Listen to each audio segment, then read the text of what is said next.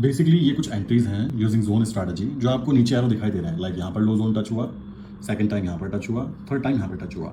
And touch होने के बाद में एग्जिट की बात करें, फर्स्ट एग्जिट पॉइंट यहाँ आया, सेकंड एग्जिट पॉइंट यहाँ आया। सिंपल सी बात है, अभी थर्ड एग्जिट पॉइंट की जो वेट की जा रही है, समझिए इसके बाद में जितनी बार एवरेजिंग की जाती है उतनी ही बार हाई जोन ब्रेक होना चाहिए। उतनी बार हाई जोन ब्रेक होने के बाद प्रॉफिट बुकिंग की जाए तो आपको एकदम बेस्ट रिजल्ट देखने के लिए मिलेगा। अब आप कहेंगे ये कैसे आइडेंटिफाई करें, मैं बताना चाहूंगा। अगर मान लीजिए हमने फर्स्ट एंट्री की, आज एक न्यूज़ है, उस न्यूज़ के इंपैक्ट पे मैंने लो जोन आइडेंटिफाई किया।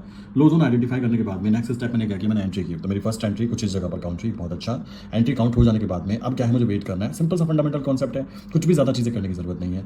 यहाँ से प्राइस फिर से डाउन हुआ, डाउन होने के बाद में सेकंड टाइम फिर से मेरे लो जोन पे एंट्री हुई। ध्यान रखना, यहाँ इस पर्टिकुलर एरिया के अंदर एंट्री इसलिए नहीं हुई है क्योंकि यहाँ पर पहली बात तो XAUSD अपने लो जोन पर नहीं था, दूसरी बात जो DXY है वो अपने हाई जोन पे नहीं था। अगर ये प्रॉपर कंडीशन एंट्री बनती तो यहाँ पे एंट्री अगेन बनती, बट यहाँ और यहाँ इन तीन जगहों पर कंडीशन बिल्कुल प्रॉपर बनी है। क्या पहली कंडीशन ये है कि XAUSD अपने लो जोन पर है प्लस DXY अपने हाई जोन पर है। क्लियर, ये एंट्रीज काउंट हुई है, बिल्कुल परफेक्ट एंट्री। अब यहाँ से अब साइड पर मूवमेंट काउंट हुई तो फर्स्ट हाई जोन ब्रेक हुआ है, आप देख सकते हो। हाई जोन ब्रेक होने के बाद में मतलब क्या था, यहाँ पर कोई कहे प्रॉफिट बुकिंग कर ली जाए। बेसिकली प्रॉफिट बुकिंग क्यों करोगे, जब आपको पता है कि अभी और भी ज्यादा हाई मूवमेंट्स काउंट हो सकती है। अब नेक्स्ट स्टेप, सेकंड टाइम यहाँ पर आप देख सकते हो हाई जोन ब्रेक हुआ। अब अगली बार फिर से हाई जोन ब्रेक होना चाहिए और हाई जोन ब्रेक होने के बाद में जो XAUSD है वो अपने हाई जोन पर हो और DXY अपने लो जोन पर हो, देन हम बोल सकते हैं कि अभी प्रॉपर कंफर्म ट्रेड काउंट हुई है एग्जिट करने के लिए। तो इस तरीके से काम किया जाता है। तो अगर आप जोन स्ट्रैटेजी में एवरेजिंग करते करते 2 बार या 3 बार एवरेजिंग कर चुके हो तो आपको ये भी बात ध्यान रखनी है, जो आपको प्रॉफिट बुक करना है